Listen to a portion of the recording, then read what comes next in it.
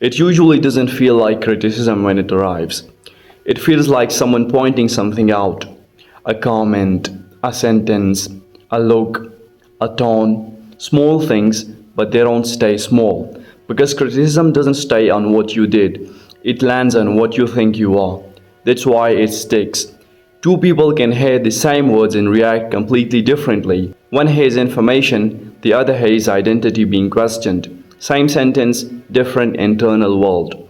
And that difference decides everything, not the criticism itself, the relationship to it. Some people immediately resist it, not because it's wrong, but because it feels like a threat, a challenge to the version of themselves they are trying to maintain. So they defend, explain, argue, reject, anything to restore internal balance. Others absorb it instantly, not because they are weak, but because they haven't attached their identity too tightly to being right. And that's rare, because most people don't realize how personal they make feedback. Even neutral observation gets interpreted as judgment. Most criticism is not actually about you. It is filtered through someone else's frustration, expectation, or projection. People rarely describe reality directly. They describe their reaction to reality, which means criticism often tells you two things at once: what they saw and what they carry inside them.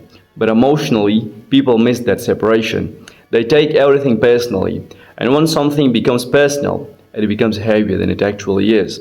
That's why criticism can either sharpen someone or slowly shrink them. Because repeated and processed criticism starts shaping behavior, not in a conscious way, in a defensive way. You begin adjusting yourself to avoid discomfort instead of moving toward truth. You stop experimenting, taking risks, expressing things freely, not because you changed your mind, but because you started managing perception. And that's where something subtle happens. A person slowly becomes less themselves without realizing it, not because criticism is evil, but because unfiltered reaction to it replaces internal direction. But there's another way it affects people, the useful way, the way that actually builds strength. When criticism is seen clearly, it stops being an attack.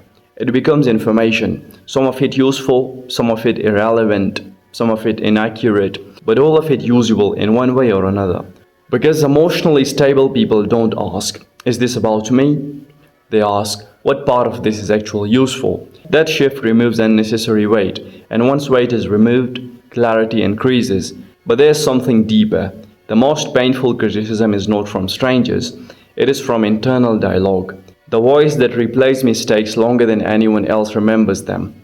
The voice that exaggerates failure. The voice that compares silently, constantly. That internal criticism is often harsher than anything external, and most people don't even recognize it as criticism. They think it's truth, but it's not truth. It's repetition. And repetition becomes belief if it stays unchallenged long enough. That's why some people break under very little external pressure, not because the world is too hard, but because their internal voice never stops adding pressure on top of it. So criticism is not just an external experience, it's an internal environment, one that either strengthens clarity or creates distortion. And the difference between those outcomes is simple. Do you react immediately, or do you pause long enough to separate signal from emotion? Because criticism will always exist, from people, from life, from yourself. That part doesn't change. What changes everything is what you turn it into. A wound that repeats or a signal that refines. And in the end, criticism doesn't define you, but your response to it quietly does.